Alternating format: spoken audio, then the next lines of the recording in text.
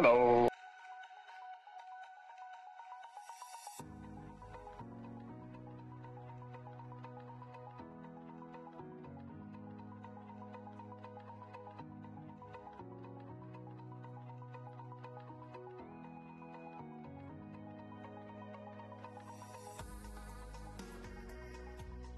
Hello?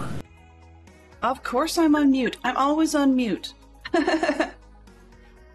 If anybody who's into Minecraft skins is good at doing lettering, I could easily use this one that has a sign. Hello. Welcome on in, Raiders. Welcome, welcome. Hello, Neon. Hello, ITT Tom and crew. Hello. Thank you very much for coming by. It seems to be Chain Raid Monday, which is awesome. Love it. Hello.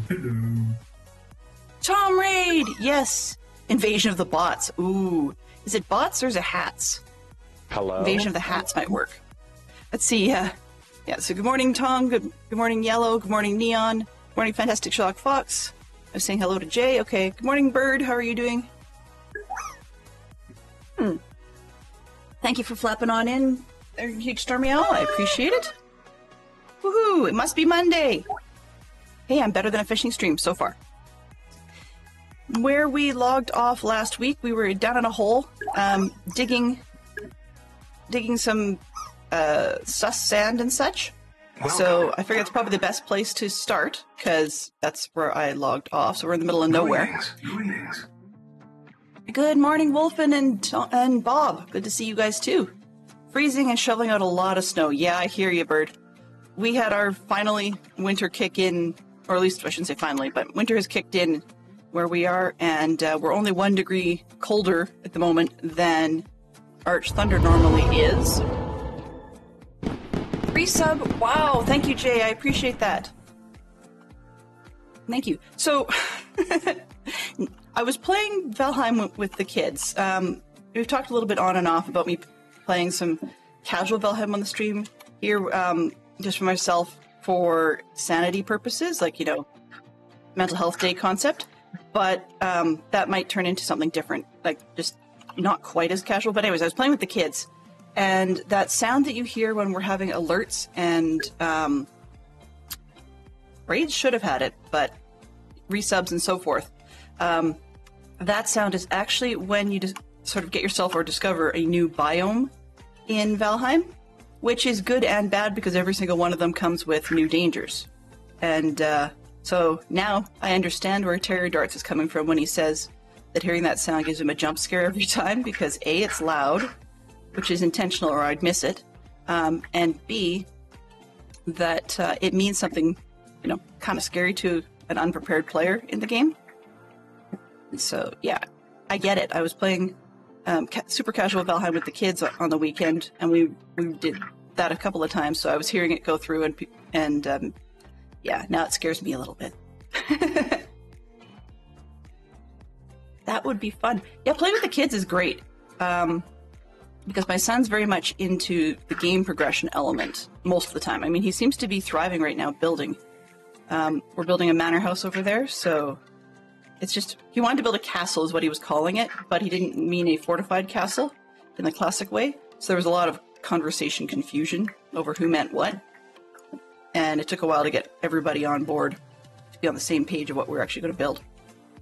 In any case, we are here digging out some sus sand. I thought I was done about 4 times, but then I keep finding more.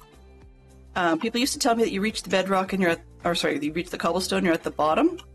But then I figure, well, yeah, that's great, but let's follow the cobblestone and see where we go, and we keep end up getting more sus gravel, so that's good. And I keep messing up, not just my jumps, but I also keep messing up and missing whatever block would let me know there's sus sand behind it, so things drop.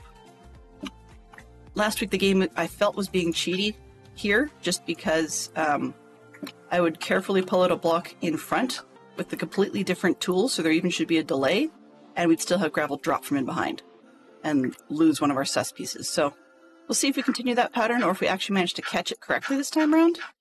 But yeah, that's where we're at. And I don't mind getting a lot of resources in between. I'm having an obsession with square rooms, but if, hey, they're not square, well, that's just the game's fault, not mine.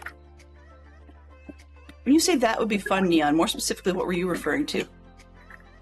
Makes your dinner table conversation where you can catch up on the things everyone's done in Valheim or when the kids are playing Splatoon. Yeah. I tried Splatoon. Actually, I wasn't bad at the first couple of games I played. I was playing a mode that's basically Splatoon, for lack of a better term, is kind of paintball. If the idea in paintball was to possess as much territory as possible. Okay, so that's sort of how that one works, I believe. I don't see any suggestions that this stuff is likely to be suspect sand, so let's move on. Oh, we'll see about that. One of the things that I really want to do, while Valheim in itself isn't necessarily overly violent, I mean, yes, there's a lot of beating up characters and stuff, but it's not violent in the way, say, Assassin's Creed would be. Well, it's not violent in that sense. There's an awful lot of blood all over the place. Like, as in a character will, or an NPC, sorry, like a mob will be dispatched, and then it will like explode splatter everywhere. Or if your character dies, you explode splatter in and around where they've put your gravestone that you can retrieve your gear from. And I don't particularly like that. I think they've gone too far with the amount in there. But I mean, that's just because I'm more used to playing games like Minecraft, which are ultra clean in that respect. So what I think I'm going to do is first figure out how to install mods, because I've never done that before. And there's a mod out there called Pacifist, which prior to the game actually having, in essence, a casual mode that's more sandboxy, the Pacifist mod was what people relied on to make it basically be a pacifist-style game. And you could turn off combat and so on. But that's not my purpose. One of the things that some players have talked about in terms of making it more family-friendly for their families was to use the Pacifist mod purely to turn off all the blood. And so that the rest of the combat would stay similar, it just wouldn't be messy. I know that seems cheesy, but I think they've just gone too far with it. So if it allows me to pull it down so there's a very tiny splatter, sure, I'll leave that. But if it's, no, I'd rather have off than that. Because a lot of kids don't, you know, and some adults aren't even comfortable with the amount of splatter some games have. So yeah, that's a priority before I ever do something on stream. And I'd consider it partly because the 2024 schedule, aside from just shifting to not having my evenings in there, by having one extra day just means that there's one extra day that I would like a little bit of a sanity break. So yeah, but I haven't figured out if there's going to be a specific day for it or if it's just going to be one day in the week, but I'd have to figure it out in advance. Like, I don't want to, on any day of the week, just randomly jump into it with no notice to people. I think there would be, say for example, if I was going to do it this week, which I'm not planning to, by the way, just so you guys are aware, but if I was going to do something like that, then I would definitely not be doing it, say, today. The earliest you would ever catch would be tomorrow.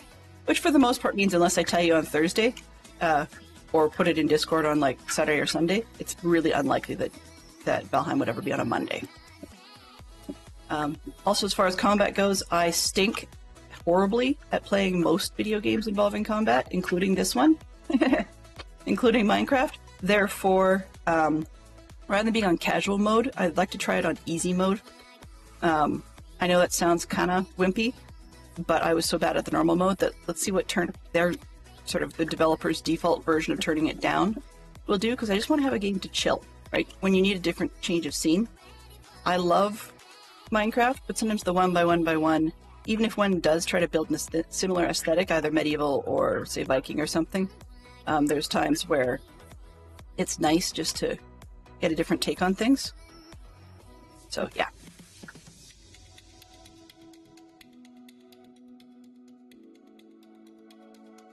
It's less the outline and actually more the player neon. It's actually that. So for those that are curious, I'm using the Prism launcher, which actually makes getting new or different resource packs really easy. So I can just grab one online, you know, if there is a better one. I know there are several that outline the sus blocks more clearly. I'm actually liking the fact that this one, it's there, it's outlining it, but it's not in your face outlining and it's easy to miss, which feels, how do I put it, very slightly less cheaty. It's like, you know, if you compare the size of a millimeter to an inch, and I know one's metric and one's imperial, actually more accurately, if you're looking at, say, an inch being ballparking from your from the tip of your thumb to your first knuckle, and then a millimeter being the thickness of a dime, this is like that length of your knuckle minus the thickness of a dime, less cheaty than a fully outlined clear block. How's that? There you go. There's your ridiculous, useless info and metaphor for the day. Yeah. So, I mean, I'm not using, say, ore block outlines. I know some people do, and I don't consider that cheaty. If that's your thing to make it fun, go for it. But I like the bit of the risk without as much risk as not outlining them. How's that? What we got, by the way, out of this one is a sign. Okay. You'll catch me screwing up a little bit between the two games because Valheim's inventory open key is tab, whereas the inventory open key here is E, and I can't remember what E does in Valheim, but it does something very different. So we'll get a little bit of screwing up back and forth for a while. Okay, so this, that, and that. You saw the sign. Yes. You got me singing on a Monday. Oof. Oof. Today's music at the moment, we're still using Epidemic Sound, but this one is coming from the Tropical Feels list. We're still using the Spotify integration of the Epidemic Sound stuff. I can remap Valheim keys. I probably should. I'm just still using most of the default ones. But the thing is, the use key, so the use action key, like we would right click to use, say, open a chest or something like that here. In Valheim, that's E. And I tried mapping Valheim to look like Minecraft, and it actually ran into other problems just in the way that combat and stuff worked. So it's just, I'm not great at it. Okay, so I think that end appears to be done. And the other end appears to be done. Let's see, do I have any more up here? Okay, there's a little bit of regular sand. Just make sure we're not hiding anything. Nope, nothing back there. Okay, so we may have finished. The original plan for today actually was to just be locating where we're going to put our tavern/inn on in fake Shrewsbury, I guess. What are we calling it? I was tempted to create a portmanteau out of it because it's not really Shrewsbury, England, even though it's highly inspired by it. But rather than calling it fake Shrewsbury, I was thinking you use the French word faux. And then faux Shrewsbury didn't quite work because we already have Fakewell for fake town of Frankwell. Well, actually, yeah, I was going to go that route and start calling it Foxbury. It's a reference to, there was a webcomic I used to watch a lot called Foxpaws, and they used faux. It's spelled as the French faux, but would pronounce it fox. Yeah, exactly it. So that would be Foxbury. With intentional French misspelling as a portmanteau. And, I mean, the word portmanteau in itself is basically, I think it's suitcase carry or something in the literal sense. Even though it means squishing things together in the word. Okay, so I'm not seeing anything here that gives me any reason to do much more. Yeah, I've taken out all of the dirt. Okay, yeah, we're good. Let's just not do a despawn moment. Not like I need the dirt, but that. Then we'll go pick up the chests and head home. Thank heavens we can fly.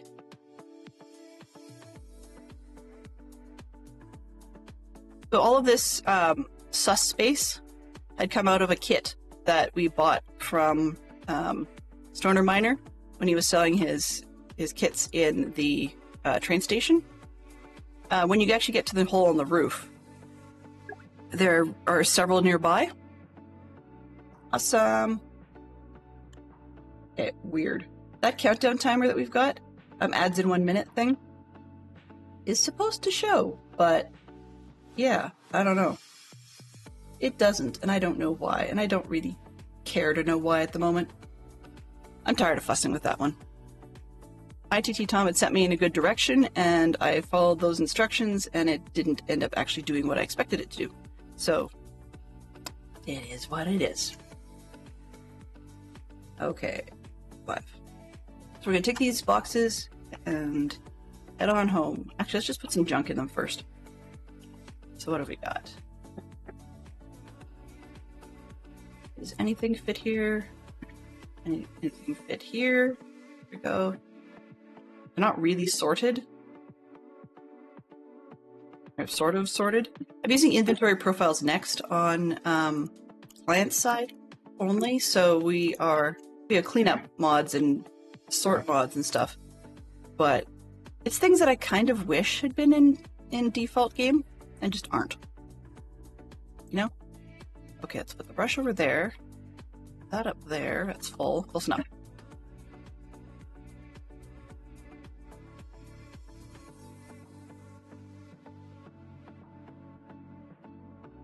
But yeah. Okay, so get everything back.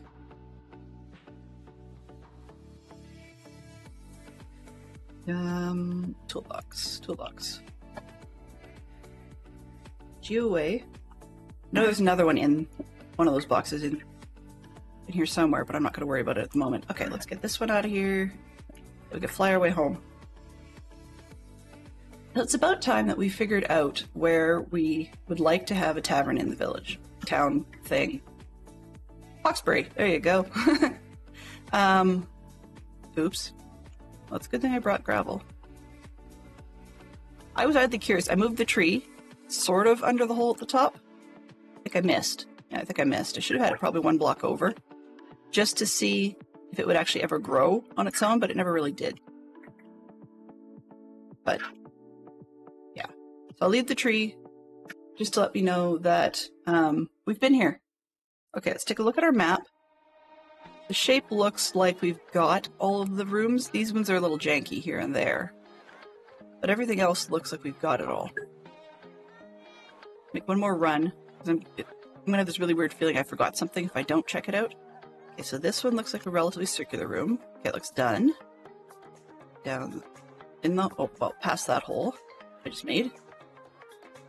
Yeah, okay, so if I hadn't dug everything out, we'd be fine. Now we just need up.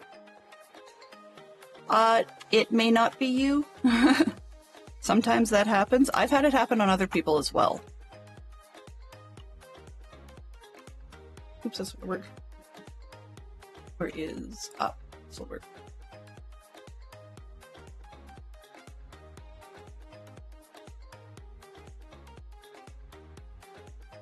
You may need to refresh. Especially on mobile. I don't know why, but mobile hates me. And does not want me to have a good stream here.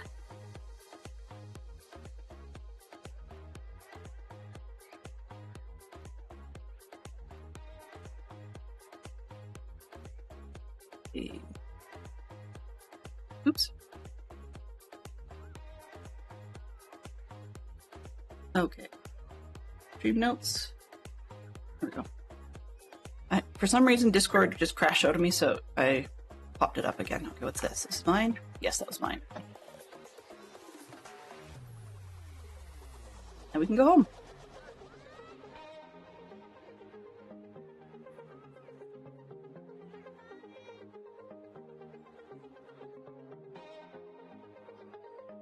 All right. Eggs and such. Okay.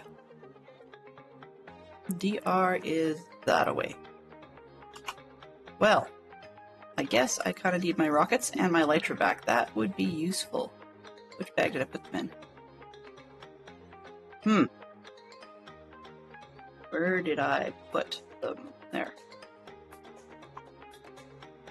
Okay, we've got rockets. Good start. Are we wearing elytra? Yes, we are.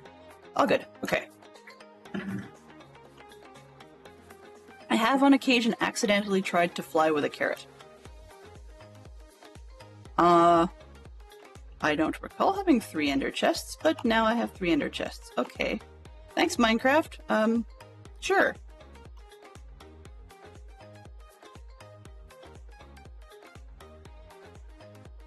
I've had weird stuff like that happen all weekend. By the way, Fantastic Shock Fox and I are still chasing down some odd behaviors on our computer where things are just getting large or something else is crashing it and tweaking it. So right now, I seem to be okay, but should the stream go down, then just hang in there. We'll turn it around and come right back ASAP. So yeah, just thought I'd throw that one out there early, just in case. It's not as exciting to look upwards in the nether, above the roof, but we need to fly, right? Yes. Long trip. It was like 3,500 blocks or something.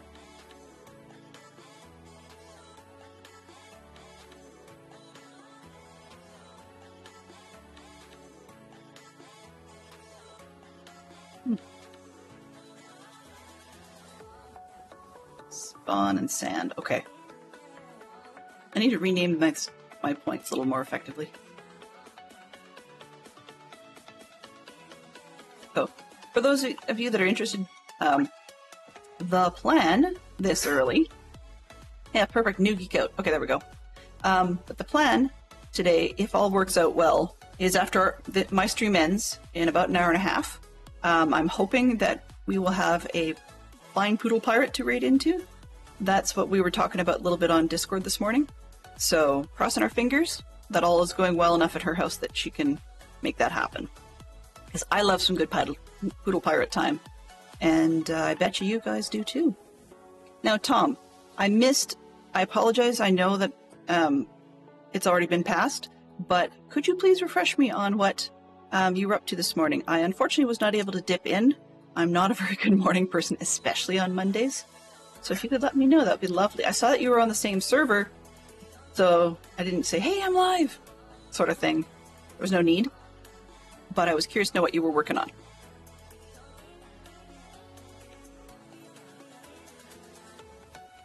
In the meantime, Geek Out Pop Culture Party.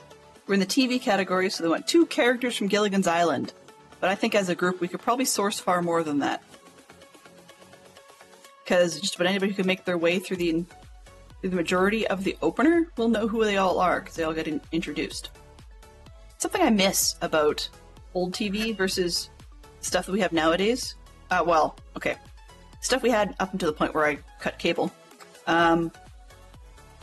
But, yeah, exactly. So we have Gilligan and the Skipper, and then there's the millionaire and his wife, who actually have more specific names, but I can never remember. And then there's Ginger and Marianne, and the professor, who is simply the professor. But we don't do that sort of thing in our modern TV anymore. Like, they don't really introduce all of the characters that way. Often the openers will have absolutely nothing, but very little to do with showing all the major characters. Yes! You're right. Thurston Howell the something or other. It's funny though, sometimes you look at the old TV shows and you go, oh hey, I've seen that actor in this and that, and like you sort of list off 2 or 3 things. And modern TV, we can often do the same. But back then they really reused actors and actresses a lot.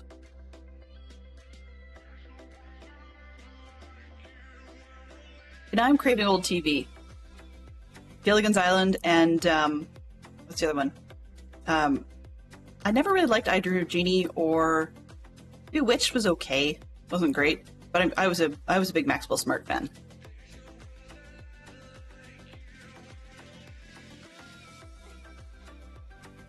Thurston Howell, yeah. I think we got everybody. So there's only what, 6 or 7 of them, something like that.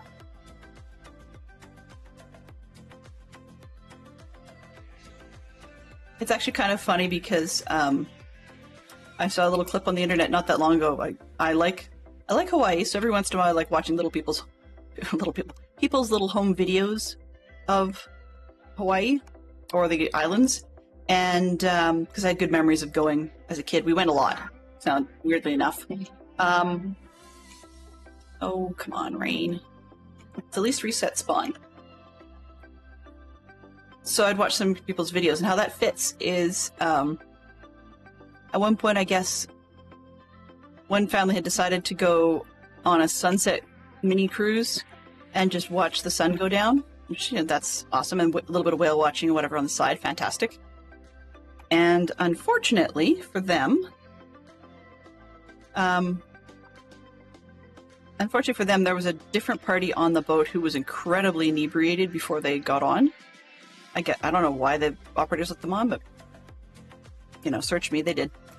And so what they ended up doing was that the drunk party was all sitting together, and as they pulled out of port, his drunken crew all launched into singing the Gilligan Island theme song, which is slightly unsettling to some people on the boat, which I thought it was hilarious. And when I saw that in the video, it's not the kind of thing I would ever do. And I probably wouldn't find it funny in person, but watching it as a YouTube video after the fact was really funny. So yeah, I don't know if I'd ever want to go back to Hawaii now, partly because enough of the disasters that we've had in the last few years. Is there anything I even need out of here? No, let's find a spot and just put these up for sorting later. Yeah, there isn't much to do with that one. Next Geek Out. Let's see, we've got pop culture category, subcategory literature. So anything written, basically. 4 titles with a cowboy. It's a cowboy. The what you need to know about these is that I was often copy typing while watching somebody else's stream. So a lot of these were copy typed during Dadcraft's stream, and I don't know what the person was doing. I suspect we probably were having some sort of conversation about bows, or why doesn't DC have a bow when he's doing something or other? Because he's not always the bow type. But anyway, yeah. So it's a cowboy.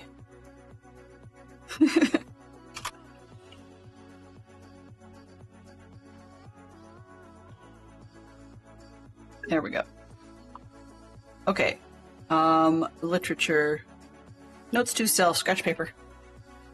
I have an ongoing fix this type of list for the most part, but it's in whiteboard marker, and that's a bit of pain. Okay, so we've got G-O, pop culture, lit, cow. I'm actually writing it with the typo in it, so I know to fix it. Okay. All right. So we're looking for 4 titles with a cowboy as the main character. Written ones. Which sounds to me like we're looking for westerns, I guess? Maybe?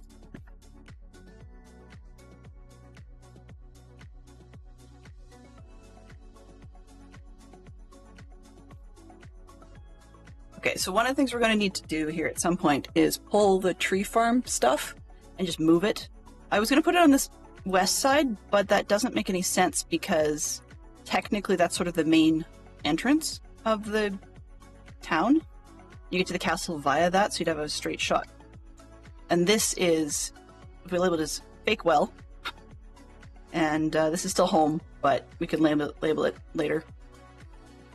And then it would make sense to have this one's headed out towards the Abbey, bit of a road that sort of comes in, and the confluence of the two be where the tavern is, but I think having everything compressed up north is just less exciting, so I'm probably going to build the tavern and inn out in the boonies down here somewhere, and then we can figure out how to get it level later. Not level, sorry, connected in later, gives us more space to work with. And I will admit I'm not going to get very creative on it, but let's see. Actually, if I move the farm stuff out this west side, that might not be too bad with some of the holes. So what I have for dirt to just fill in some of this, make it a little flatter to work with. Because I know I'm going to have podzol out the wazoo, and I have to fix that anyway.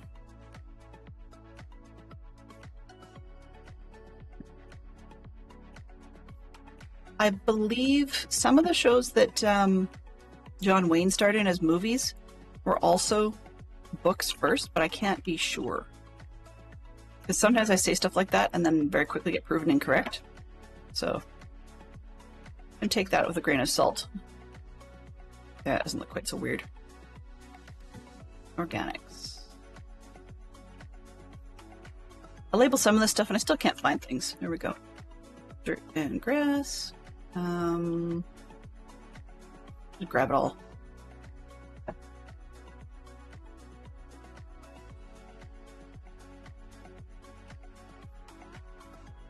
Oh.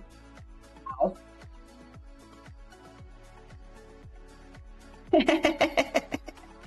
Well, okay, I'm laughing about it because Fantastic Sherlock Fox and I. Ah, there's another road. Okay, that's good. Fantastic Sherlock Fox and I were watching a video actually about that very question last night. So I like to sometimes watch a YouTube channel called Modern History. I'm not sure who the presenter is anymore. I used to know. But basically it's a gentleman who's fairly well off in and working in the tech sector or something. One of those, what do you call them? CEOs, etc. Anyway, his hobby of his Modern History channel is doing well-researched reenactment stuff and learning a lot about the past and sharing. So his YouTube video is, or YouTube channel is his hobby as well. Even though he's got but he's got a lot of his buttons and stuff like that. But he was doing a video on the difference. So there's 3 different styles, as Fantastic Sherlock Fox mentioned. We've got inns, and we've got taverns, and then we've got public houses. And technically, they're not the same thing. Now, truth be told, there are some interchangeabilities, because of course, there are often crossovers. But on my second watching of the video with Fantastic Sherlock Fox, I got through the bit about taverns, and then I fell asleep. So, yeah, and it really wasn't all that late, but I don't know. I'd kind of shut down after having been at a group committee meeting for scouting. Just wasn't really in the mood or whatever. And even though I'd asked to watch this video, I got through part of it. We went to refresh, or Fox took a break to refresh his soda, and I fell asleep in the middle. So, yeah. I won't be remembering all of it, so you'll get corrections throughout the build period of this structure. But the short version, and he got into much more detail about it, but the short version is that a tavern was quite literally just like a bar, but back in the day, they served wines. Now, and you have to remember that in the medieval period, wine didn't necessarily mean grape-based. Wine was just fruit-based. So in England, that also included things like ciders and, what's the word? I want to call them Perriers, but that's not right. But basically, like, because ciders were fermented apples, right? That's a fruit. And they had fermented pear drinks. That's the one I was thinking of. It's a pear-based wine. And unlike when you get a pear wine in the store these days, it's often like pear fruit or pear flavor in with a grape wine. Back in the medieval period, almost all the imported wines, although there were some English ones or English side ones, a lot of the wines back there would have been red. And the tavern was actually run not by a barman, but by a vintner. So it would be quite specifically wines, and there was like winemakers guilds and so on and so forth, which is part of how they regulated the quality of the wine. And if you were giving bad wine, then you'd end up in the stocks. And sometimes you find a guy sitting in the stocks with his bad wine product having been dumped all over his head. You know, so the guy's like soaked in stinky subpar wine, and likely would have been thrown out of the Vintners Guild, which would take quite a long time to get back in if you wanted to. So that's part of how they regulated the quality. but it was sold by the cup. And quite literally, you could actually have reusable cups. So some patrons would bring their own cups. Other ones would have a cup that, you know, bore their name if they were regular kind of thing. But frequently, there really was like a dishwasher. Well, not a dishwasher, a rinser, I guess. So like one of the tavern boys would just run out and swish your cup in the well or whatever and then come back. But I mean, if it's all the same wine, sometimes you just, you know, Bill would get the glass and then Bill leaves for the night and, you know, Harry comes in and, yeah, well, we'll just use Bill's glass for Harry. Because, of course, they didn't really think about that in terms of hygiene. But that was more specifically the wines. Now, inns did exist. They were a lot like taverns, but the whole rooming concept is more of a modern take on that. They didn't actually have as much for hotels as such, or inns in the sense we have. But the inn above a tavern, quite literally, was the sleeping space. So that was sort of a separate piece, officially, even though sometimes they'd be in the same building, but you could even have them run by 2 separate people. But one of the other things that was kind of neat is when you got to an inn, basically it was kind of a tavern with wine plus. So, oops, I'm just going to go up a little bit. There we go. So with this tavern with wine plus, then you'd be able to get a bit more of your ales and so on and so forth. Weirdly enough, though, when I said the white wine versus the red wine, the white wines were often vinted more in the monasteries, which you would think is a little backwards compared to what we'd think of as part of modern Catholicism, the whole faux blood concept.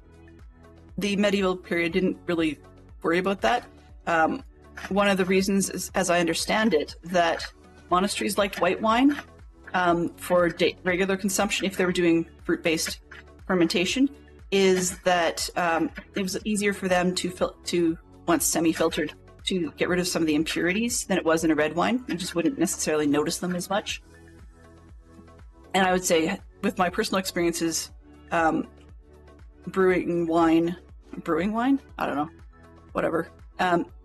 In our house, just with kits and such like that, I can understand. Because the red wine, it's a lot harder to make sure you've got all the grit and stuff out of it when you're filtering, so it comes clearer. So anyways, in the medieval period, your taverns and such would have wine plus, right? And they never really called it a barman anyways. Once again, it was usually your vintner, but they would just have outbranched. Now, the difference with a public houses were on-again, off-again places, because although we call them public houses and pubs today, truth is, public house was actually somebody's house, quite literally, that they had decided, okay, hey, we're brewing homebrew, and we are willing to sell it to the traveler or the person in town or whatever, just to make a little bit extra money sort of on the side kind of thing. And so often it was actually the proprietor was actually a proprietress, as in it would be the lady of the house, because of course the gentleman was out doing other things work-wise. And quite literally, they would hang their shingle, so to speak, hanging sign style or sandwich board variety, something along those lines, and just say, hey, we've got some ale that we're willing to sell. And they could sell it. You could hang out and have snacks with it and stuff. I'm gonna bet that was Neon. Thank you very much. Yep, Neon. For some reason my text didn't scroll, so I don't know. So, so theoretically, any of the houses in town here could decide to stick a shingle out and be like, hey, I'm a public house for the day. Or for a couple of days, or whatever it is. Basically, it's sort of a while supplies last kind of thing. And some of them would offer food to go with that, and quite frequently they wouldn't. So you actually have to bring your own cup sometimes, or even bring your own food if you were headed to a public house. The Geek Out has become 4 characters who die in works of Shakespeare. Romeo and Juliet. There's some pretty... Tybalt, Mercutio, and Horatio? Okay. I think we have some extra deaths in Hamlet. been a long time since I've read Shakespeare. That and high school experiences and all that.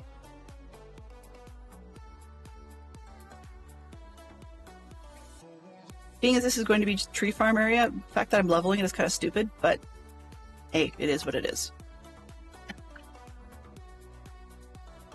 Part of it is actually more accurately, I'm noting in this area while I'm putting in some leveling blocks that I am not hearing mobs underneath, which is a nice relief because I'm not a huge fan of hearing spiders and stuff hissing in the caves below me when I'm working on the other location that we had for tree farm.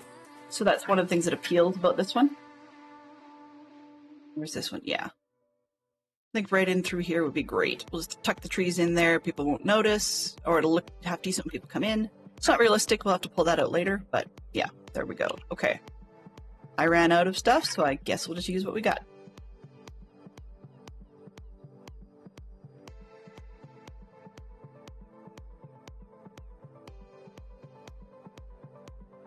Where is this level down here? How high are we? Clearly I was leveling it at some point, intending it to be at least one higher because I would not have put this stupid line in there. I did that, but I'm trying to remember why. We're at 119. Okay, I guess I wanted to be at 120, I suppose? Yeah, just about all these other areas are 120. Okay. So clearly I wanted to be up one more, which is not going to work at the moment. But I wonder if this spot up on the hill, right in here, would be big enough. I'm starting to wonder. Because if it is big enough, we'll just go with it. If it's not, we might have to find ourselves a little bit more dirt. Possibly. Possibly. Okay, for pure scaling, we're going to design it somewhat ourselves, but for pure scale purposes, I'm just going to refer to a quick book, and I'll be right back with you. Just 1 second.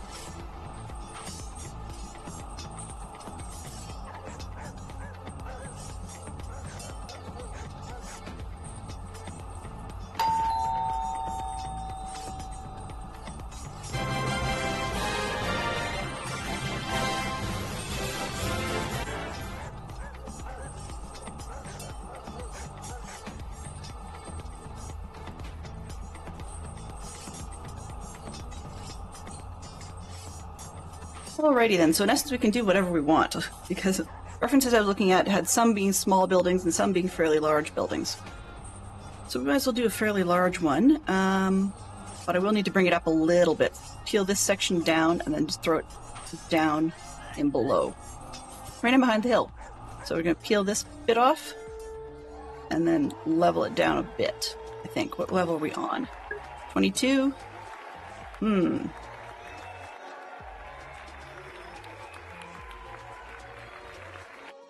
Or do I really care? How much do I want to peel this down?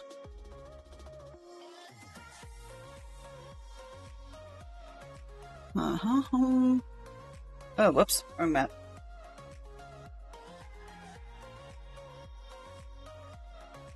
Okay, I think I'm going to take off some of this green around the stone, take that down by a layer to make it a little easier to build houses and whatnot on, and we'll stick it in and we'll see how far we get.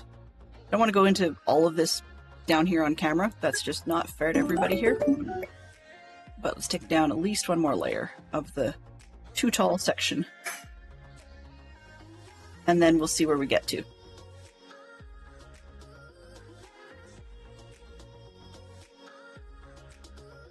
Because if I fib about it and we don't actually get there, don't actually get there today, well, maybe we'll get there tomorrow. As in actually building it. So I will do the builds of the building on camera, but I may do a bit of the layout off camera just to make sure we get everything to fit so that I'm not changing my mind 25 times on camera. First, the first champion of the hill and biggest fan. Wow. Neon, thank you very much. And I promised everybody I was going to look up when my stream anniversary was. Truth be told, I still have no clue. So, yeah. Technically it's passed again, I guess? I don't know. According to YouTube, it's where I was archiving everything. We said last week, what was it? That if I sort by date, reversed. Yeah, the first one I archived was the 20th of January. I don't think I was archiving before that, which doesn't necessarily mean a whole lot, but we'll pretend that that's close to the date we need. And so, yeah, well, I don't know if we're going to do anything special for that date or not. And a lot of people do a stream anniversary sort of thing, and I thought, okay, I'll do one this year. That's why I even bothered to care. But I don't know if I've got anything planned. I mean, I could do non-Minecraft stuff, but that kind of defeats the purpose. We'll see. We'll see. The other thing, there seemed to be a little bit of interest. Oh. There's no way to get up. That's fine.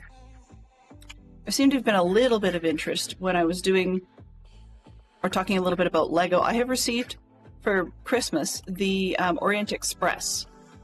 Actually, my kids also gave me the Harry Potter Ministry of Magic, which is basically a couple of green and red pillars with a lovely little attachment over the roof between the two of them. Oops, what did I... There we go. And so I could do either of those. Maybe I'll do that as a celebration thing, because I think the 20th is actually a weekend. So, hey you.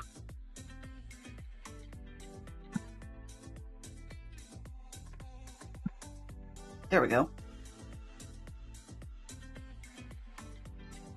As you can imagine, my characters in Valheim love working on archery. Oh, and thankfully there are not big spiders in there, as far as I know. That's the other thing that appeals.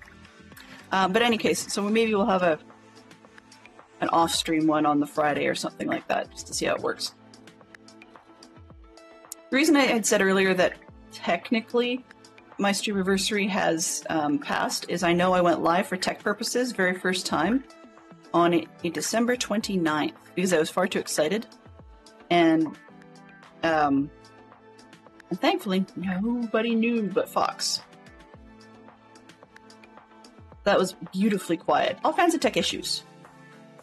So maybe it's somewhat ironically appropriate that 2 years later I'd be having additional issues. I don't know. Maybe. Life knows weird things about people sometimes. The solid. Well, there's two different trifectas around here, Neon. The first one is the attendance trifecta, which you've got. And then the second one is the health trifecta, which is what you often see Gen 1044 using, so much so that that was what she chose for her command.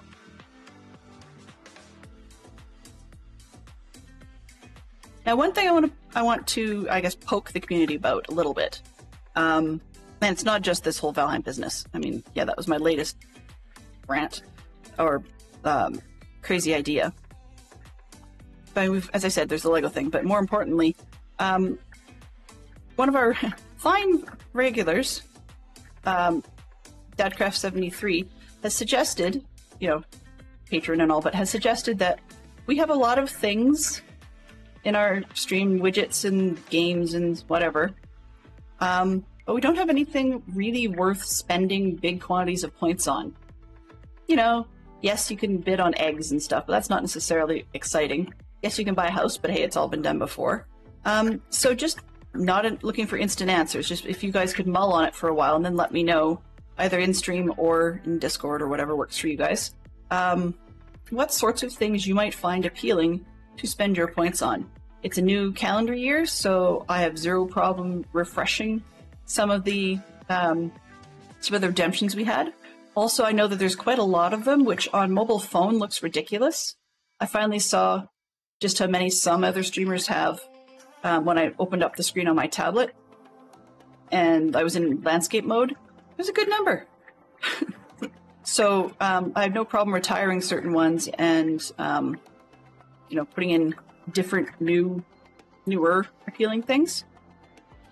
So yeah, just throwing it out there for now for people to mull on. But I really would like to know what you guys would like, because I will admit, one of the metrics that has existed since the end of May, which doesn't show up in all of the analytics,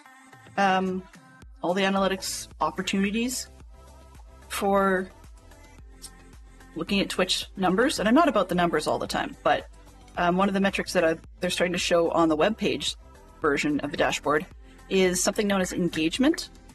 And basically the idea is it's not just people that pop by, but it's how many people stuck around as an active viewer, non-full lurker, for more than 5 minutes. And those are the numbers that I'm looking to try and work on. Average viewership is awesome. I like that. But that does also count some that were, I shouldn't say active, but dropped in, dropped out kind of deal, which didn't necessarily count for a whole lot in some cases. So in addition to looking at averages, it's more the engagement. I'm looking at raising the engagement numbers. And that's not something that I have a whole lot of skill with. I mean, some people watch it because of skill in playing in the game. Some people come for the conversation or whatever the case may be. But if there's something that would make you feel more engaged, personally, do let me know. Right, so no rush. Hey, Mathis, good to see you. Welcome on in. Welcome. I see a label that says first time. Just wanted to ask, what was it about the stream that caught your attention and interested you to drop by? I'm always welcoming new people, and I'm looking forward to figuring out what it is that people are enjoying. So I'm giving you a quick rundown since you haven't been here before. Minecraft, woohoo! Okay, good. Do not expect seriously pro strats out of this one. It's just not my bag. But giving you a really quick rundown, I'm on a vanilla server, but I'm using a bunch of server-side quality of life mods, including maps. So if you're more familiar with Minecraft, this is the Java form. I took over a town, used to be down in the southeast corner, and it's totally smushed now. Stole the villagers and whatnot. We are basing our base this season off of the mystery series Brother Cadfael Chronicles by Ellis Peters, also known as Edith Pargeter. And so this is sort of loosely inspired by medieval Shrewsbury, England. So yes, Shrewsbury, England does exist. And one of the things I like about that series is that the writer used a bunch of historically accurate names in addition to creating some of her own characters. Therefore, some of it loosely would actually fit in reality. And so that's kind of nice. But it's Brother Cadfael, as you can tell from the name, is a monk. So we've got a monastery over here of the Benedictine monk style, more or less. It's kind of similar to a Cistercian monastery, but not quite so hectic. And then we've put in things like the mill house and the guest house. We've got a herb building because the main character is a herbalist. They've got the abbot's residence and a stables. And then on this side, we have the first run at a castle somewhat of the period. So we've got a Mott and Bailey style. The hill needs to be taller. The walls and everything need to be higher. So there's work to happen at some point. Got industrial on this side. Going to move the trees down in this zone here, and build a tavern, an inn in this zone, kind of where it's flat-ish. And what else we got? Oh, and then a lot of these houses in the middle, and we've got, you know, sheep. It's actually quite it's a common wool farm hanging out here, and then just a little manual cow farm. Yeah. Then this way we've got an automated pumpkin farm, or melons. I can't remember which it is. And which all that does is make bone meal. That's it. Then we've got a couple of automated wheat farms and an automated carrot farm. Oh, and in the monastery we've got a bee farm as well. It's supposed to be populated with a ton of librarians, but they're too free roaming at the moment. So I keep meaning to go and lock them in with honey blocks and such. I just wanted to come back to the main area for a while. And on stream today we decided that because it's loosely based on Shrewsbury, and it's also based on a fake version of Shrewsbury anyways, then we're going to start calling this place Foxbury, just because it's a play on the French word faux for fake. There you go. That catches you up in a nutshell. If there's any questions or comments, feel free to drop them in. Otherwise, I'm glad you're here. Question for you. If you like Minecraft, what is some of your favorite stuff about Minecraft? How am I doing? A little wired, actually, if you hadn't figured that out. I tend to be full of anxiety about whether or not what I'm doing is something people want to see. It's just, that's me in a nutshell. But I was actually noting that I was coming up on the whatever Twitch might figure is a streamiversary kind of thing. So as in having streamed for a certain amount of time, and oddly enough, I would have been doing this starting into my 3rd year, I think. Yeah. So the first one would have been early January 2022, and we're now hitting 2024. So yeah, I've been at this for a couple of years, and still have that same thing. Though, I mean, some people say the more you do it, the more comfortable you become with it. I think it just shifts and changes, you know, as the community shifts and changes. Neon Traveler likes learning new things and trying to build. Exactly. There you go. Thank you very much. And thank you very much for the follow. I appreciate that. So scheduling-wise, 2024's schedule, I no longer have evening slots. I've discontinued those in favor of a night off to potentially, you know, play or hang with the kids or whatever, because they're getting to be the point where they're starting to hit middle school. Oh, thank you. You're spoiling me. I appreciate that. I'm in Canada, and I play because I enjoy it. So, for example, Fantastic Sherlock Fox is my better half, also known as my husband, and he can vouch that I would be playing games like Minecraft anyways. And so when I got into watching streamers, and I thought, you know, that can't be all that hard, aside from putting myself out there kind of thing, then I figured, well, I'd be playing anyways, so I might as well share it and see if anybody cares to come and watch or come to chat. That's really what it comes down to, you know. And that's where it started, but I have a tendency towards a little bit of anxiety about being around people. There is potential, starting to explore this year officially, but there is potential that I might have some ADHD behaviors. And so by looking into that, we'll find out whether or not some of these anxiety elements had anything to do with, you know, the way society views people and how we're supposed to behave and be expected to exist. That doesn't make a whole lot of sense, but the logic was there once upon a time. Where did I put the bed?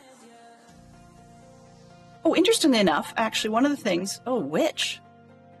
No, thank you. And I do not want the zombie either. Put this over here.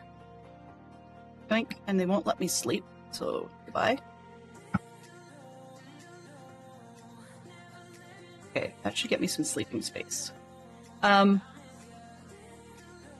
because I'm in Canada, we're still figuring out how best to handle our bits and cheers and stuff like that.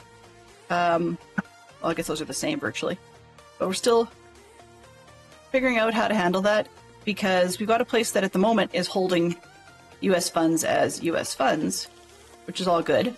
But then being able to actually access them as anything other than cash in US is not a thing at the moment. So we're trying to figure out the best way to make use of that so that I can hang out with and make the most out of what you guys are sharing as support. What the support has been used for so far, conversion aside, is we've been using it for paying for, or will be, paying for epidemic sound so that I don't have the copyright problems. So yeah, that's one of the pieces that we're using it for. Last year, a good amount of it was set aside for being able to spend on bits and so on, and that's part of where we're looking for conversion and stuff so that I can go and support other streamers as well.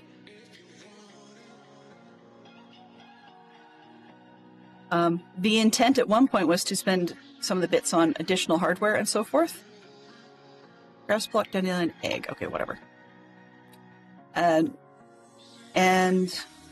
just so happened that some of the things I was musing about hardware-wise were gifted by Fantastic Sherlock Fox, because he loves to buy for other people, and he makes himself hard to buy for, not by getting things for himself, but by not needing or wanting much, which is fine. But it just means that some of the hardware I was musing over just happened. So that sounds like I'm spoiled, and I really am. But it means that he works really, really hard for it. So yeah, it's all good. It's all about the fox, right? But one would think that gives me time to get good. But one of the other things that happens is I'm so incredibly easily distractible that I don't spend the time doing the things I should. It's not simply procrastination in the I don't want to sense, but sometimes I would get into something like, let's say vacuuming the house. Fox is a wise fox. Uh-huh. But let's say vacuuming the house. So we had a policy for a while with the kids. We tried. It's still sort of there, but yeah, we don't really enforce it a whole lot for anybody. But the idea was if you're going upstairs with your hands empty, that's kind of dumb. You know, if you've got stuff that you've set aside waiting to go up the stairs, it should go with you, right? No empty hands kind of thing. Well, how I've unfortunately taken that, and it's got nothing to do with Fox, it's just me. How I've unfortunately taken that is, okay, well, if something needs to be done in order to make a room so that I can actually clean the whole, vacuum the whole room, it means, okay, well, first I need to pick up the stuff on the floor. Well, then if I'm picking up the stuff on the floor, where do I temporarily put it until I'm done vacuuming or whatever? And then that becomes, well, if you've got enough stuff that goes in the same place, well, why not go into that place, put it away? But while I'm there, there's something else. Like, it always becomes a while I'm here, while I'm doing this, then I will also. And adding to that, I actually have a horrible, horrible sense of time. I'm actually quite serious. I do not perceive time very well. That's partly why this stream is DST. We joke about DST a little bit being, a lot of people say DST is DC Standard Time, meaning Dadcraft, because I'm a part of his community as well. But DC Standard Time also means Delenn Standard Time, which is anything but standard. I'm usually sneaking in by the seat of my pants, or thought everything was fine because it was fine when I shut down last night, and then you come back and, the computer has crashed enough minor things that it shut itself down. And today's batch of that was complaining about the color strips on my PC tower.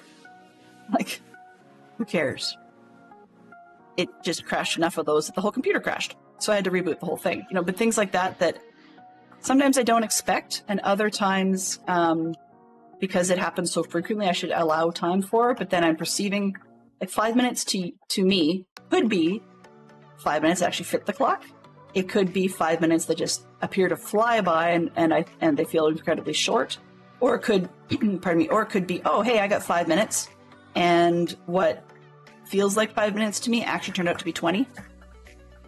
But it's all the same thing. So when I'm doing an activity like cleaning, for Fantastic Sherlock Fox, frequently, would have less of the everything tidied away in its own spot thing, sort of while he's at it. No, he'll get the vacuuming done, for example, and then he'll be able to move on to doing, laundry or make a tidying run, or doing dusting is worse.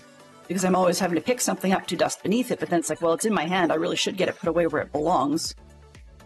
And yeah. People have even talked about, tricks where you put down, say, a laundry basket, things that don't belong in the room that you're currently cleaning, go in the basket, and then you deal with the basket as a separate activity itself. The problem is the stuff in the basket keeps cycling. Or sometimes it'll get in the basket and sit in the basket for weeks upon end because I got distracted and found something else more briefly attention grabbing. And then it didn't get done.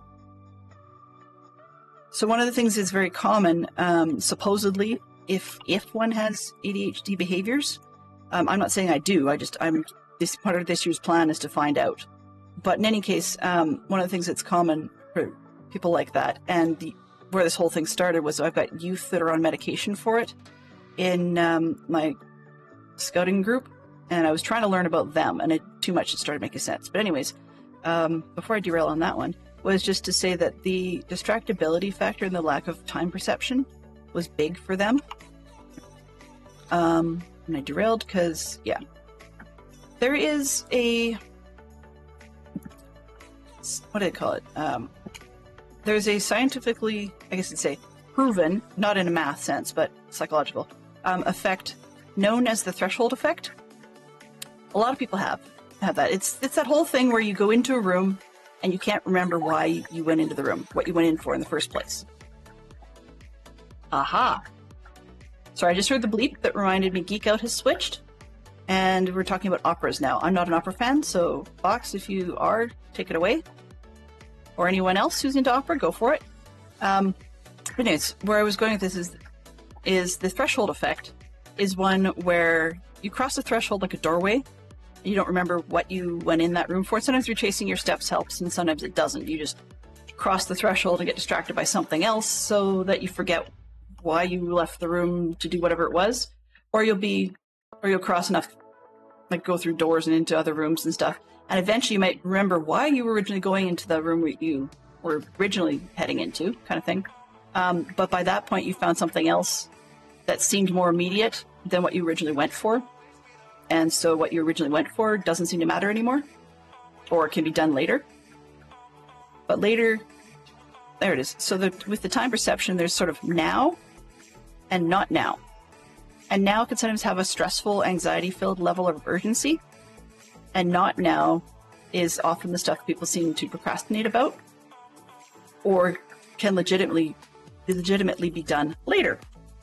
The kicker is, for some people, myself included, later doesn't necessarily ever become now. So if it doesn't have a time frame on it, sort of like a deadline, then it doesn't happen. And one of my personal plans for this year is, both on stream and off stream, is to try and set artificial goals for when something needs to be done. I know it sounds dumb, but I mean, think about it even in terms of, say, chores, okay? Like your laundry folding or something. I'm thinking about trying to find, whether there's a reason for it or not, it's debatable, but trying to find artificial deadlines to force not now to become now. We'll see if it actually works. But yeah, that's one of the things I'm going to try to do. And Minecraft is like that as well. So for example, the inn, I haven't actually got a date per se. So I've just ballparked it at, let's look at a calendar. I'm just going to pause this for a second. So we're talking about putting the inn location-wise here, but that, as I said, I wanted it to be a little bit bigger, so I need to get that spot a bit bigger. And I was looking at my calendar going, okay, well, today's the 8th. So that would mean that I would like to have it done. We've got stream weekend on the 13th, 14th, so if we do most of the fleshing out and building on that one, I've only got 2 hours on the 13th this time around. I didn't book a double set like I used to. So I've got the 13th there, and then I'm thinking, okay, well, that means I want to have the inn finished, theoretically, by the end of the 13th. So then what are the steps that are required to get there, break it out, and then look at some of the days you got. So if hypothetically I'd made one of these to be a modded day, and I'll explain in a second why that's hypothetical, but if I was to make it a modded day in there, so that leaves me 3 streams in the week. And then with the 3 streams in the week, what if one of those was to become a Valheim day? Okay, that's 2 streams left, which means we've got 4 hours. So in order to do that, if I include the 2 on the weekend, it's 6 total to put this thing together. So I have to break out, okay, how am I going to spend some of the off time in order to make it happen? And that's kind of where this was going. Roundabout and all that.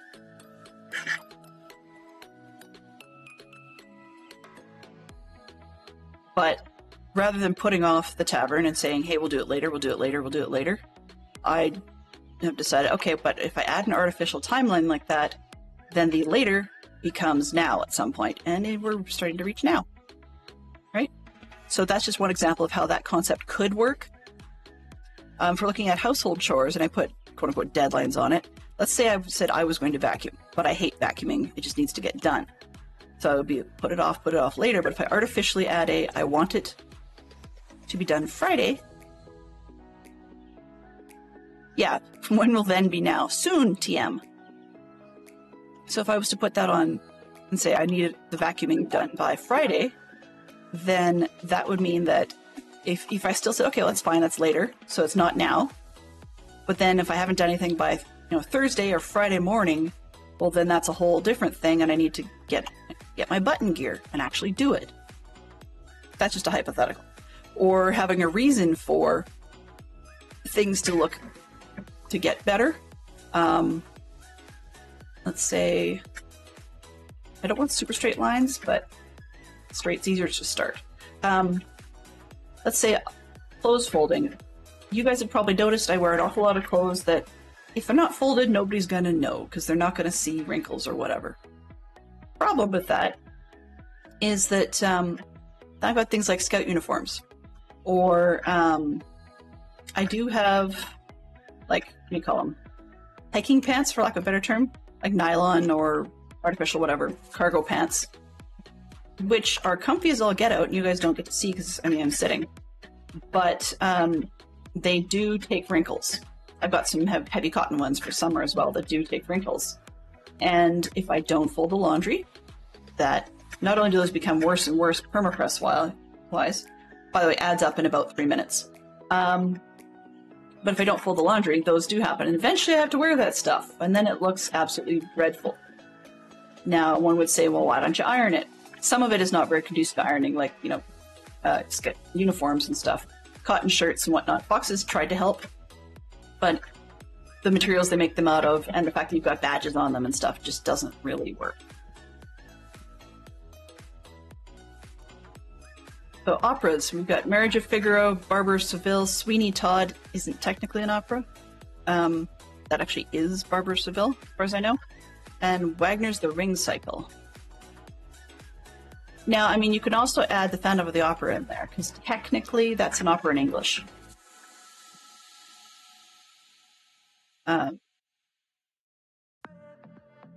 So, yeah. Now, let's see if I can hit a new button for Geek Out. Physical button. What did I misspell this time? Oh, okay. 4 named immortal characters. Sorry, I tried to read it off the preview screen rather than from chat, and that didn't look like I spelled it right. So anyways, that's me in a nutshell.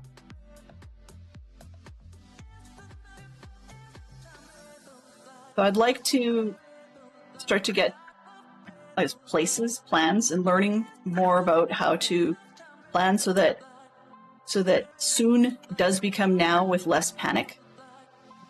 I think the panic part probably won't actually stop, but at least we might actually get some more stuff done rather than saying, yeah, sure, I'll do that, or sure, I'll help with that, because there's plenty of time between now and then, and when then arrives and I'm not ready, I just look like a fool. Or people can get annoyed because, I committed to something and then it didn't happen, or it's happening sloppily because it was, you know, not done in advance. And so that's the kind of stuff I want to change. We have an awesome ability, or an awesome luck in our house, that I was able to choose to be a stay-at-home mom. That's actually a choice, mostly. Prior to that, I actually worked tech support, which works great for people with no sense of timing. And, well, okay, in my company, it worked great for people with no sense of timing and that wanted to get more, I guess there's variety in your job. Even though you're doing the same thing over and over, every time you talk to somebody, it's like it's new. Because, I mean, it's a new shoot the breeze, small talk style conversation in between troubleshooting the same old, but there's small packet accomplishment in it. So that worked well as a job, but we were able to choose to have me be a stay-at-home mom. And so far that's, you know, continuing and is great. I absolutely love it.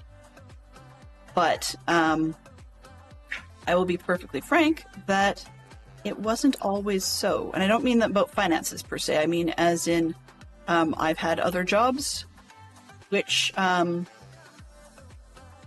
didn't like me as much as I liked them, and or certain jobs just didn't click with me style-wise. Things such as working in a marketing department for a law firm, which is about as exciting as it sounds. So when that didn't click, unfortunately, well, that was actually a dumb one. Let me just say that. That was a dumb one.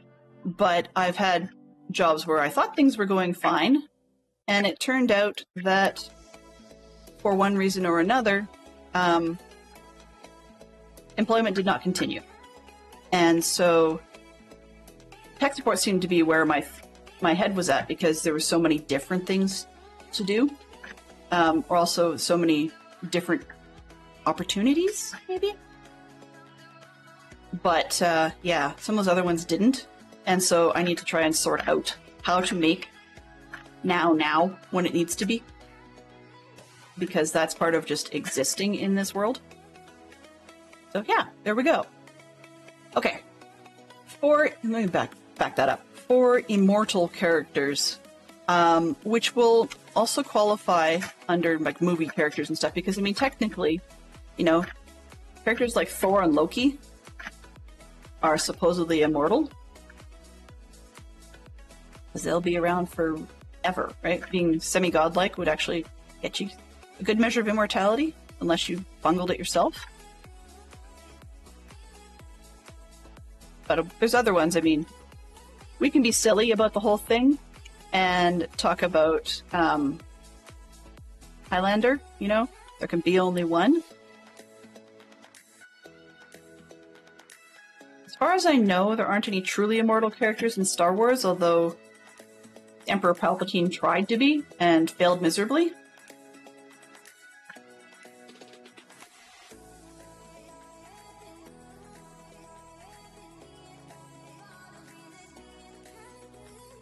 I don't know if characters like Superman would actually ever sort of age, or, I mean, they talk about, you know, life or developmentally and stuff, aging from a Kryptonian was different than on Earth. Great. Does that mean that at ever he could become an old guy? Like, what would be the Superman equivalency of an old man? Do Kryptonians, are they immortal by the nature of being Kryptonian? Yes, Dracula and Blade. Vampires for the most part. Depends on the lore you're working with. He did, exactly. So Superman did age from child to adult on Earth. So does that imply that he would ever get old age? I don't know. Okay, so we've got Blade and Dracula. Now here, it depends on the lore. And the reason I say that is some vampire stories have characters that are, you can say, immortal regardless. And some of them have sort of more humanized vampires, which mean that there was an opportunity for vampires to starve to death. which would be a lack of immortality because they have to eat just like everybody else kind of thing.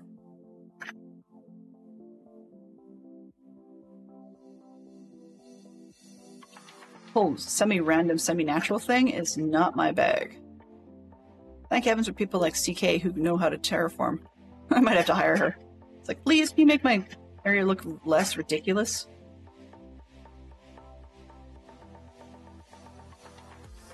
That, and I've got an obsession with always having at least a 1-block lip around everything. So even if I'm sort of try to make this look a bit more random, it's not. If it doesn't have the 1-block lip, it's going to bug me.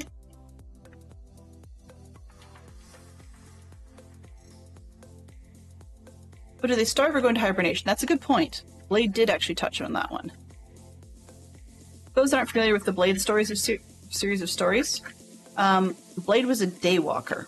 So what that basically means is he could survive in the sunlight, and so the vampires in that series, like from the vampire world, who couldn't, which once again, we're not going into whether or not you could kill a vampire. It was just simply that those ones did have sun issues, right? So they wanted to basically have Blade. They all wanted to be able to drink Blade's blood because then they would all be daywalkers, and that would allow them to be far more powerful. But yeah, Blade was also really, really good at kicking every other vampire's butt. They were far less immortal with Blade in the picture. That is a question. I mean, does immortal mean would live forever, regardless? Or would immortal mean that you're just, like, as in, you would live forever and cannot be killed? Or does it mean that you can be killed? Right? It's a lot of question is what makes immortality. Okay, where are we here? Half past? Okay, we're almost at the level we want. We just need one more to get up to where we are. I'll have to sleep it off first, though.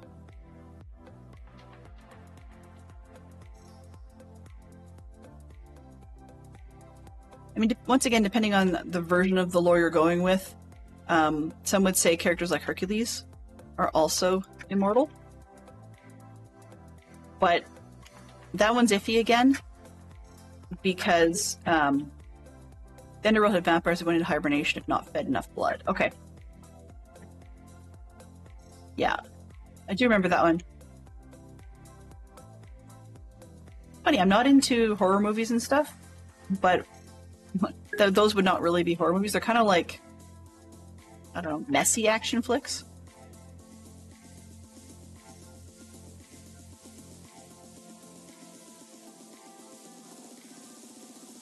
I'm just not sure what to do with that one, Neon. I just don't recognize Vampire D. Or Yeah, I think it's vampire, even though it's spelled differently. Okay. Sorry. It's like, do I pronounce that as an F, as we do in North America, with words like telephone or elephant? Vampire. I mean, hey, we can say whatever we want, to some extent. We are working in Foxbury, after all. But after this, we should have more than enough space for an inn or tavern with a large courtyard, so I think we're good. And that looks just dumb. Pull that one out. Let's drag it back by one. Ah, I see. Okay.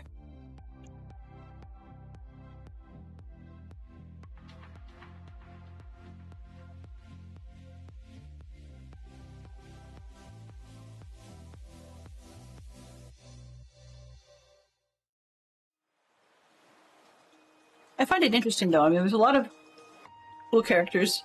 So even if we had something like Outlander, where those ones are supposed to be immortals.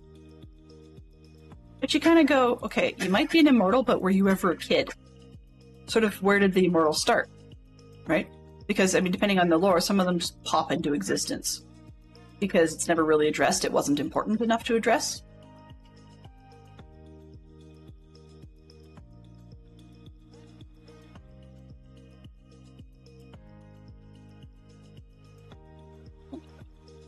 Let's see. It's more than 5 minutes. What else have we got? Maybe. I didn't press the buttons all enough. Nope. There we go. 2 actors that have played Doctor Who. Okay. We got this one. Maybe.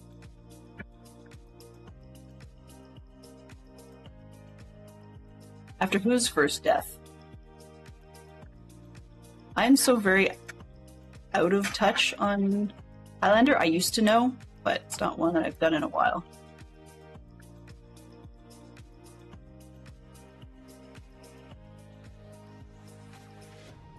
Oh yes, there we go. So new question. For Doctor Who actors, we've got Tom Baker and John Pertwee, which weirdly enough were actually the very same 2 I was thinking of.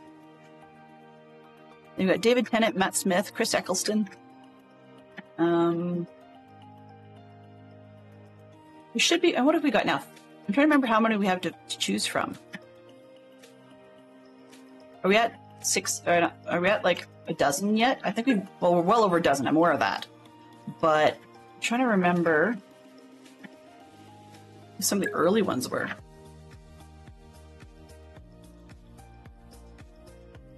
Oh, I see yellow. That makes more sense.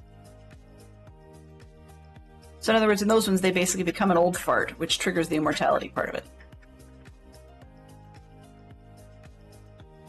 Well, not necessarily an old person by our standards, but they reach a particular aged point, and then the immortality kicks in and they freeze. That makes sense.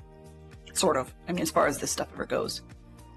Okay, we're in. We look dumb on this side, but I don't care. That's sort of the backside. William Hartnell. Yes, thank you. Digressions are fun. You're correct, Fantastic Sherlock Fox. And hey, digressions are what we live on around here. I digress all the time. Actually, I don't think I do much else some days. Today was mostly a digression. Okay. No, totally. Please tell me, I'm going to forget, but was Colin Baker, for lack of a better term, was Colin Baker the celery man? My brain wants to think he was, but I can't totally be sure. I need the toolbox. We're going to start needing ground floor out of cobblestone, and most of the courtyard out of cobblestone as well. So I guess I should go grab a cobblestone box. That would be somewhat sensible. I went in here for something. See, this is like my threshold behavior. I will go in and open a box and I'm like, what was it I wanted here? Not sure. Fortune, diamonds. Okay, we're fine there. Okay, I can replace. 4, silk touch and breaking, 3 and mending. 3, okay, that's fine. I can replace those. Peter Davidson, thank you. Thank you. Perfect. That makes more sense. What I remember about that period, in all honesty, was like about watching that period. Let me correct that because it was a high school binge thing for me, and with an LDS guy who, because of that element, he figured we were dating. I just thought we were awesome best friends. So yeah, weird. Anyway, but we binged an awful lot of Doctor Who while eating imported British Ready Brek, which is a powdered cereal somewhat similar to... I was going to say somewhat similar to instant oatmeal, but truth be told, texturally, it was somewhat similar to pablum for babies. Yeah. And with sliced bananas, which is kind of cool. Loads and loads of iron brew. And the fact that I have actually made a Doctor Who legal length scarf, although thank heavens the guy was much more into a monotone color than the official colors, so I just made it one tone, which is a lot easier.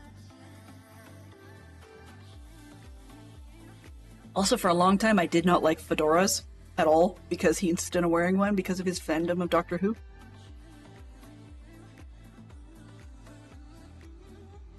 Anyhow, let's see. This one, okay. And I came here for stone. I recognize that one. Okay, we needed cobblestone and random stuffs. Okay, that'll work. Gonna need another one, probably. Regular stone, yes, indeed. What's that? That's andesite. Texturally, that might be nice. And random stuffs. There we go. Some more random stuffs. What I want to mess with. You know what? I'm horrible at texturizing, so let's build, and then if I want to texturize, I can come back. Because then, because the courtyard might be kind of neat mixed up with some regular stone, a little bit of what do you call it? Of blocks, maybe some broken ones, maybe some andesite in there, maybe some gravel. So I think that might work out well. 4 layers. Do you mean like 4 layers thick? Because, oh good lord. Please tell me it's 4 colors. Like 4 separate zones? Because you say purple, so that would be 1 color then. 4 layers. Good grief. Whole foot wide by 4 layers. Yeah, like I couldn't wear one that thick. That would drive me nuts. Because I make socks. I love making socks. And it's sock weight yarn. Anything more than a single layer makes my feet way too sweaty. And that includes the fact that we live in a zone where I do camp in -30 weather, so I have to double up. But that's just insane. Okay, let me process this. So you've got a foot wide scarf by 10 feet long by 4 layers thick, which is probably going to give you, well, about an inch, maybe 3/4 to an inch thick of knitted fabric. Very thin layers. Okay, so we're talking sock, so maybe half an inch still. And then very nice to ride, ride the bike with as muffler. I can see it. Okay, gotcha. But given where you guys tend to stay, that would be insane. My brother might actually like a scarf like that at some point, because he rides his bike, and he lives up where Arch Thunder does, for those of you that know him. So, it can get kind of cold up there. Not necessarily a stupid deep freeze as north of that, but yeah. Their city can be kind of weird at times. That said, Fantastic Shock Fox was telling us, for those of you that are familiar with metric, suffice to say, we are dipping this week. I think Fantastic Shock Fox said something along the lines of like -22 in the next couple of days. I actually should look at that weather just to see where are we going. This one. Okay. Yeah, so we're looking at -22 tonight over as a low. So, oh, this is with the Fahrenheit. Okay. So for the Imperial measurement people, tonight's low is -8 Fahrenheit. Let's see. By Thursday, actually no, let me correct that. Friday and Saturday, our lows overnight are getting to be like -30 Fahrenheit, -33 Fahrenheit. That's in metric about -34 to -36 overnight. And then during the day, Friday is looking at -17 Fahrenheit, and Saturday is looking at -13 Fahrenheit. So yeah, we're getting deep February temperatures in January, but I mean, we actually had a positive above freezing value. Positive above freezing value for the Christmas period and Boxing Week and so forth. So during the time we actually had people visiting, it was great, except for the inability to let the kids go sledding. You know, that's something that we love to do, but didn't work too well. So Neon says, yeah, that weather, my scarf would be perfect. Oh yeah, okay, and Illinois' humidity is a little bit slightly higher than here sometimes too. But I should maybe do that at some point. I think my brother would love that. They're really big on what do you call it? They're really big on handmade gifts. Oh, I forgot to sleep. Yeah, they're big on handmade gifts, and what their family does, as far as adults go, is they actually do a Secret Santa gift exchange style, so that nobody is flooded with gifts. There's still some from the parents and stuff that seem to feel that they need to get their own kids gifts for years and years, but for the most part, people just pull names for each other at my generation, and so they don't have a whole ton of gifts to open every time. But a scarf like that might be kind of fun, regardless of whether or not we participate in that. I'm not sure about 10 feet though. That might be a little bit weird. Isn't the original one supposed to be like 15? Hello, Poodle! Wow. Hello. I did not expect your arrival within the last 15 at all. You are quite the treat. I love it. Okay, so is it worth it in the last... Thank you for the unofficial, hey, just over 15 minutes left warning. Now Fox doesn't have to. It's perfect. I assumed so. Yeah, after you and I conversed a little this morning, I assumed there might be something like that. You know, or I might get surprised by that. In any case, so we've got our space. Let's just make a big square and see how it goes. Because I had a sketch, but I decided I don't like my sketch and I want to use a different one. And I'm probably going to nick something from a book. So give me a quick split sec to, where's the, any channel but this one. Scene, okay. Hope it's going to work. Yeah. Bookmark, where's my bookmark? Alright, so some of the inspiration I'm pulling from Minecraft stuff will come from... No, not that one. This one? Yes. So some of the inspiration will come from this book. It's one of those ones you can buy on the shelf, you know. And some of the... I did not build a fortress like that on purpose, but some of the stuff that we're looking at, for taverns and such, they're suggestions from pages like this, right? So...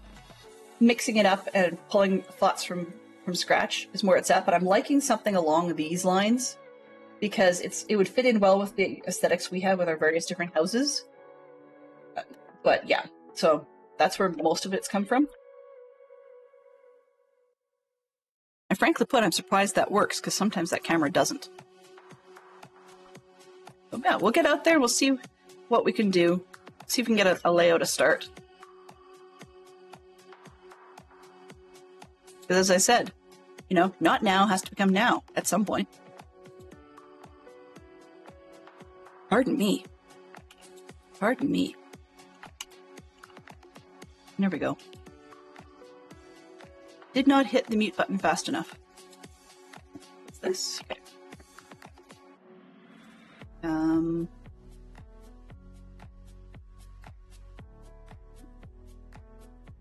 There we go. Okay, let's start with...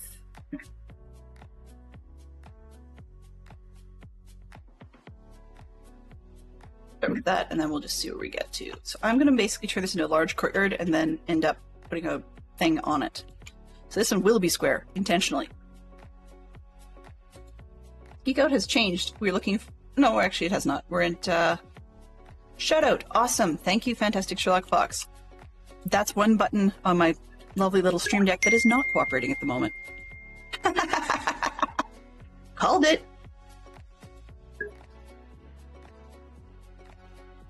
Still having coffee indiscriminately.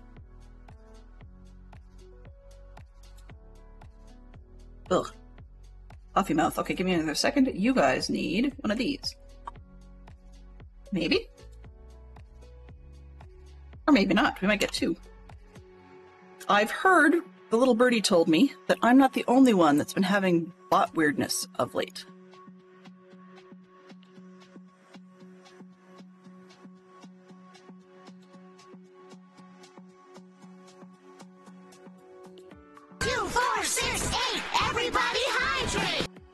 That's random. They don't really have that person, but everybody should have some more water regardless. That was meant to be me.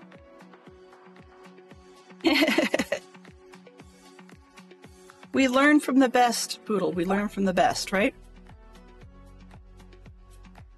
In terms of coffee. There we go. Yeah, that'll work. Because, hey, if you're a part of the DC community, one of the things you learn is if you don't nuke leftover coffee, or sorry, if you nuke leftover coffee, you're not alone. How's that? That's more accurate. What's this? I can probably go a couple more. We'll sort it on the other side. while we play on the coffee server. The coffee server has been through a number of iterations of names. It keeps coming back to the coffee server. I have tried to fight it left, right, and center because I thought that was a dumb name. But sometimes the servers name themselves, and I mean, for lack of a better term, the server name could be worse. And what I mean by that is take a look at Tis Tom's server. It's called Nameless for a very good reason. So yeah, it could be worse. Okay, where are we here? Oh, fiddle. I'm going to have to fix this edge now. Oh well.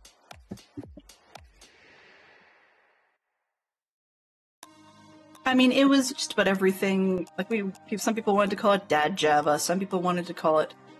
I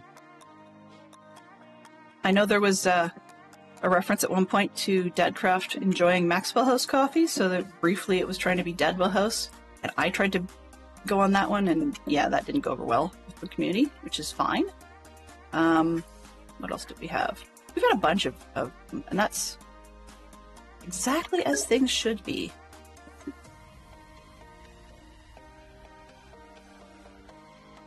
Well, I think it's part of it is that some of the words fit in really well on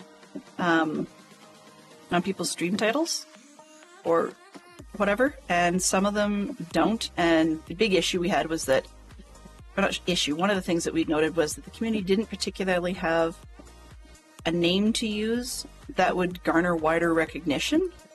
So, for example, people know of the Hermitcraft server, people know of the Halcyon Heights server. They just recognize it, right? There's a few other ones people just like Dragonfell is another one I think people are can be fairly familiar with. And the Dadcraft community didn't really have one that the community is familiar with, or the viewership, I guess, is overly familiar with. So we are working on that, but it seems it keeps coming back to coffee over and over and over again. Nothing wrong with that.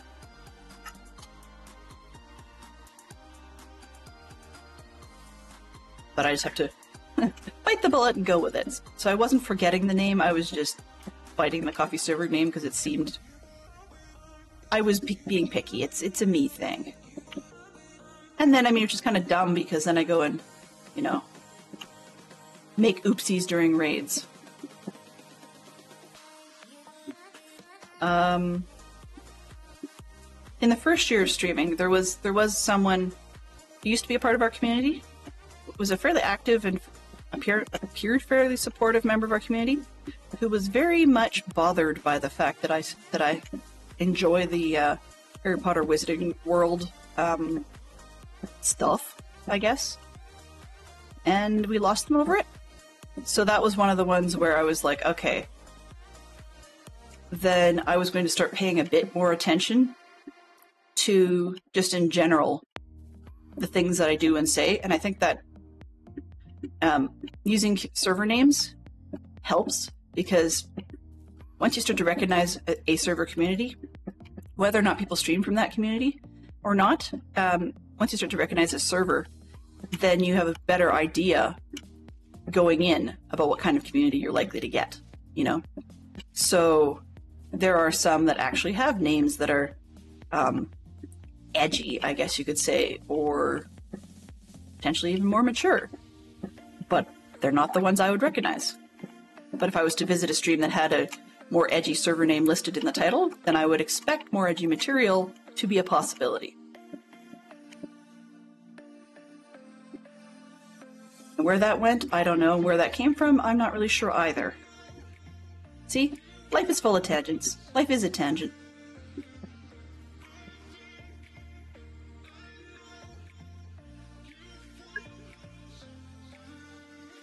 Ha ha ha ha ha. Well, I'm also, how do we put it? I'm also a little careful. There's a community that some people in our group still are a fan of that I felt excluded by, even though they were painfully trying to include people. So I'm a little more careful now what I say everywhere. You personally, Poodle, know a bit more than some, just because we negotiate behind the scenes on stuff. but for the most part, we try to be inclusive of everybody and everything here, which was great until one person mistakenly thought we were exclusive. That's really what it came down to. Not trying to, beat a dead horse or anything like that. I'll leave that one for Sherlock Holmes. But all that to say that when there are certain communities that allow certain things, and they don't allow other stuff, right? Ooh, 85 Fahrenheit and 30 mile per hour winds today. That would be... It'd be ugly to be out in that neon, but it would be great to be hearing it. I love listening to windstorms. Hey, Casey Grandma, how are you doing? You made it. So I'm really only here till the top of the hour, and then I hope to hand off to our fine friend Poodle.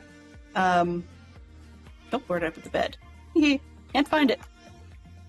I'll have to get your coffee and get warmed up. Do be warmed up. I will see you shortly.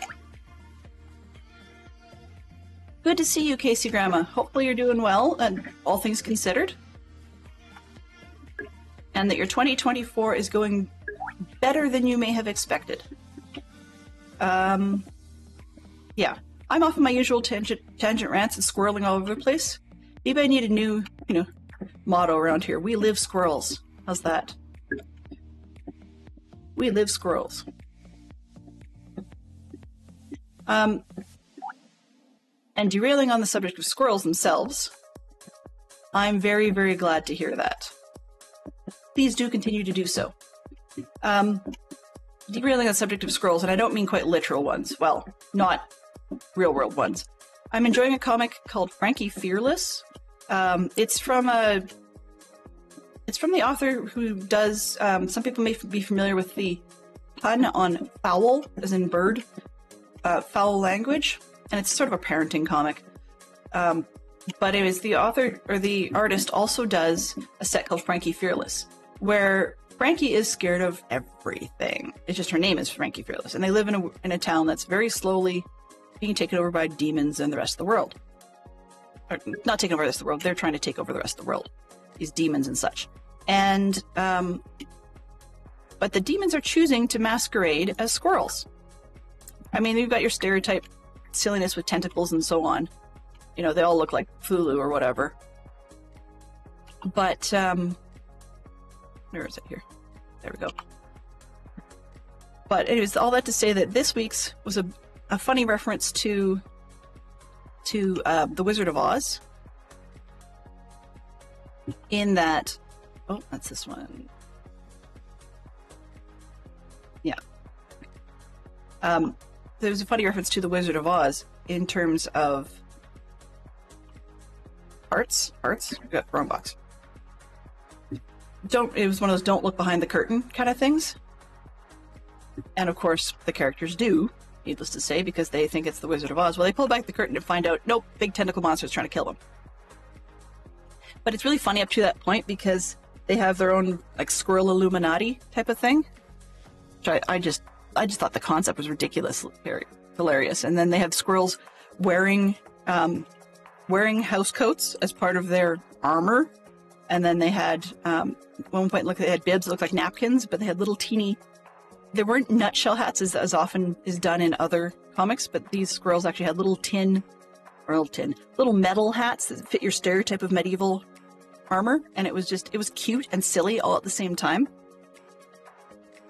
But yeah, they had this squirrel, and it was the squirrel Illuminati, but I'm trying to remember what they called it though. There was some other word for it. And their secret logo looked like an acorn with an eyeball written on the side of it, and yeah. Yeah, it kind of was. They never actually gave the squirrels names, to be honest with you. Oh, and Frankie's a girl, by the way, just filling that one in.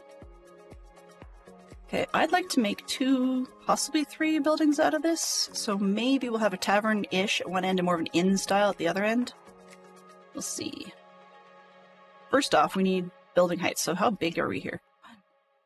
1, 2, 3, 4, 5, 6, 7, 8, 9, 10, 11. 11. Yeah, I can handle that. Okay. 6, 7, 8. I'm sort of more marking out now rather than actually going with it because I think the walls will probably be more stone than cobble. 5, 6, 7, 8, 9, 10, 11. Now, clearly I want more than that. 12, 13, 14, 15, 17. Okay. Let's leave that wall alone. I'll see if I can grab a screenshot or two of those and just post it in maybe the off-topic channel on my Discord because it was just one of those squirrel rants. Or squirrel random things. Okay. What have we got here? Huh. That doesn't show well. The other map would have been better, but I'm only running one right now. Okay. Journey map would probably have worked better for this. So maybe I'll actually turn journey map on for the next time we do this so we can see overhead better. And maybe like this one a little longer. But one way or the other. We talked about how I like having at least a 1 block lip on it, so we'll see how we do here. 3, 4, 5, 6, 8, 9, 10, 11. Do I want it virtually square? Let's go 15, 12, 13, 14, 15. Yeah, that'll work. And then I've got about a building's worth in between. I can make the other part a little bit wider. We're at 17 or something. 21 maybe? Yeah, so this one will be done up as a bunch of barrels and stuff for breweries. Potentially with borrowing a few more ideas from DC in terms of his large barrel designs that he's done in the past. And this one will be more of a inn-esque room, inn-esque building. Maybe a food hall? We'll see. I don't know. We might do a food hall concept over there. We'll see. You know, there's a lot of we'll sees involved. And I may end up changing the shape. I mean, there's a lot of rectangular space here. I'm really just blocking off the bottom end. Who knows? As I say, by being Foxbury, I can do what I want. I don't even need a permit paper. Oops. That's an oops. Yeah, definitely. Not that big a building. Okay, so we are just about the top of the hour. This is where it's an appropriate time for me to say thank you very much to everybody who came through. We had ITT Tom generously bringing in his crew, and I enjoy that. We've had some lovely new friends. Thank you very much for the follow. And we've got ourselves some terraforming done, and possibly a basic layout for, oops, that 2, for more of an inn and a tavern separately. Yeah, and we'll see how that works. So we've got a bit of a square, a couple of squares we can work with in the grander scheme of things, which doesn't look like much, but hey, we have a deadline. We will get there. At least one of the 2 buildings. We will get there. All right, so I will not be back again in the evening. Once again, I'm just doing morning slots, so noon hour slots now. I will be back tomorrow, roughly the same time. As we said, there's always DST, which is Delenn Standard Time, but the aim is noon Eastern till 2. And want to say thank you to everybody who came by. Let's see if we can get a raid started, and then I will say my specific thank yous. Just want to make sure all that technical foofara actually cooperates. The answer would be no. That's okay. This way. Poodle. Aha. Second try is lucky. Is there a button for it? Maybe not. There we go. Right here. 5 p.m. UK time. Perfect. Thank you for letting me know. Okay. So we're headed on over to our fine friend Poodle. I want to say thank you to everybody who came by for sure. Special thank you to Jay for the resubscription, and to Mathis for the new follow, I believe, and also to ITT Tom for the raid. Thank you very much to Fantastic Sherlock Fox and Neon for being our mods on staff today. Sorry, yes, that. And our clue spenders, apparently. Thank you to Conversation from Jay, ITT Tom, Yellow, Aubreen, Poodle Pirate. Oh, and apparently I didn't clear it properly. JF Bird Blue, Huge Stormy Owl, Wolfman, Mathis, and Casey Grandma. So, have yourselves a fantastic day, and I will see you in Poodle Stream and then again tomorrow. Have a great day. Bye-bye for now.